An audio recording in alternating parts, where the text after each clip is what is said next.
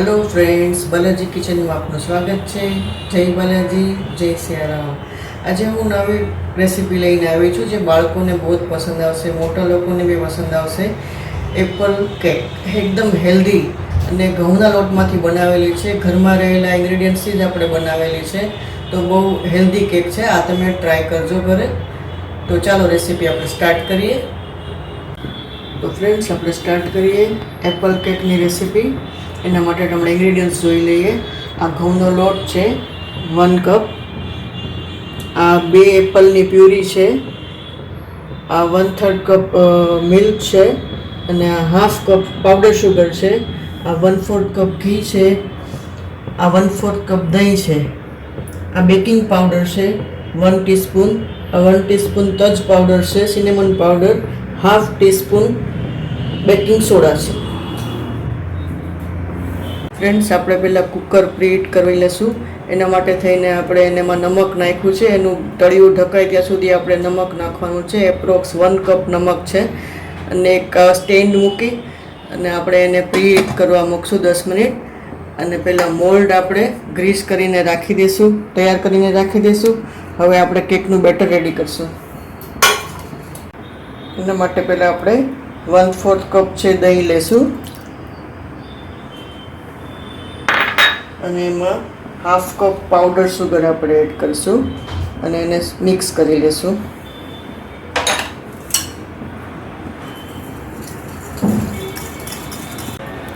One fourth cup હવે એમાં ઘી એડ કરીશું। આ ઘરનું ઘી છે, દેશી ઘી છે, એ એડ કરીશું। તમે આની જગ્યાએ ઓઇલ પણ લઈ શકો છો,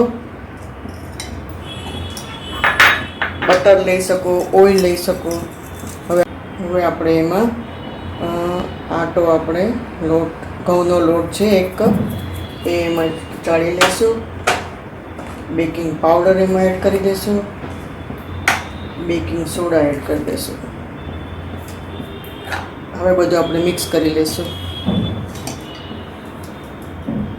હવે આપણે બધું મિક્સ કરી લઈશું। હવે એમાં થોડું થોડું આપણે દૂધ એડ કરતા જઈશું।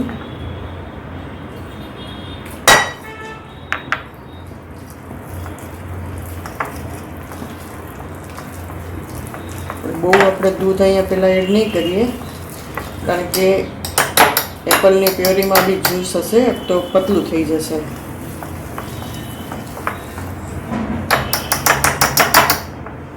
હવે આપણે એમાં સિનેમન પાવડર એડ કરી દઈશું। તમે એની જગ્યાએ વેનીલા એસન્સ પણ એડ કરી શકો છો। હવે આપણે એમાં એપલ પ્યુરી એડ કરી લઈશું, પછી જોઈએ તો દૂધ એડ કરીશું।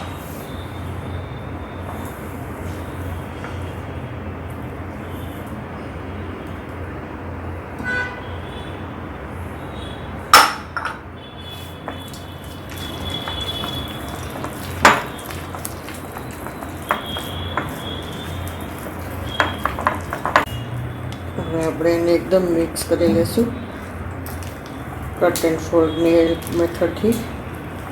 હવે આપણે એને મોલ્ડમાં શિફ્ટ કરી લઈશું। ફ્રેન્ડ્સ, મેં બેટર હવે આમાં મોલ્ડમાં લઈ લીધું છે અને ટેપિંગ બી કરી લીધું છે। અને હવે આ મેં એક એપલની પતલી એકદમ પતલી સ્લાઇસ કરીને રાખી છે, એ આમાં હું ગોઠવીશ। એકદમ આપણે ફ્લાવર જેવું બનાવશું। ફ્રેન્ડ્સ, આપણે એપલ બધું રાખી દીધું છે, રોઝ સેવઈની પેટર્ન બનાવી છે। હવે આપણે એને મોલ્ડ મૂકી દઈશું બેક થવા માટે। 45 થી 50 મિનિટ જેવું થશે આને બેક કરતાં, પછી આપણે બેક કરતા રહીશું।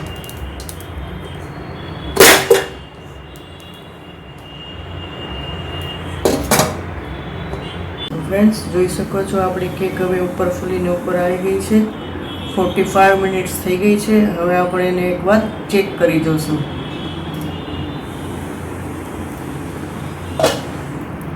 એકદમ મસ્ત બેક થઈ ગઈ એવું લાગે છે। હજી 5 મિનિટ રહેવા દઈએ આપણે। ફ્રેન્ડ્સ, 50 મિનિટ્સ થઈ ગઈ છે આપણી। હવે આપણી કેક રેડી છે। હવે આપણે એને બહાર કાઢી લઈશું, ગેસ બંધ કરી દઈશું અને હવે આપણે એને અડધો કલાક ઠંડી થવા દઈશું. ફ્રેન્ડ્સ, આપણી કેક હવે ઠંડી થઈ ગઈ છે. હવે આપણે એને ડિમોલ્ડ કરી લઈશું. એના માટે પ્લેટ લઈ અને પ્લેટ આપણે ઉલટી કરીને રાખશું, રબ કરશું. થઈ ગઈ છે. હવે આ બટર પેપર છે, એ બટર પેપર આપણે નીકાળી લઈશું.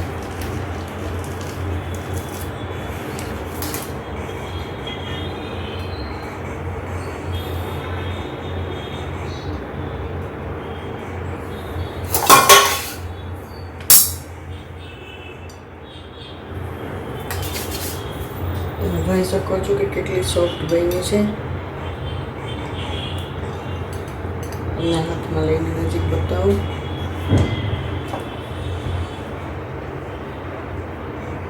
કેટલી સોફ્ટ બની છે, જોઈ શકો છો તમે. હવે આપણે એને એની ઉપર આઈસિંગ સુગર ડસ્ટ કરશું. આઈસિંગ સુગર એટલે આપણે મિક્સરમાં આપણે જે પેલા ક્રશ કરીને જે બનાવ્યું હતું પાવડર સુગર, એને જ આપણે આવી રીતે ડસ્ટ કરીશું.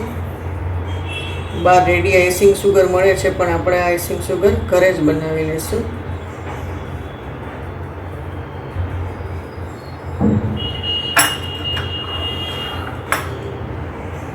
હવે આપણે એને કટ કરી લઈશું.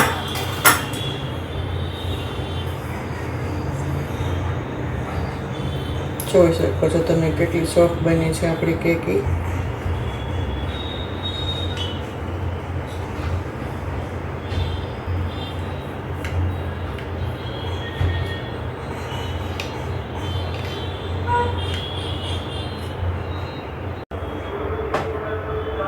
આપણે કટ કરીને જોઈ લઈ.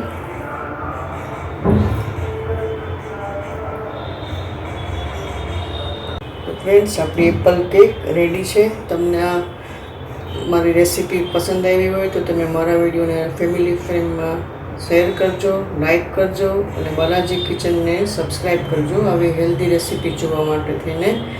Thank you for watching my video. ફરી મળીશું આપણે નેક્સ્ટ વિડીયોમાં. જય બાલાજી, જય સિયારામ.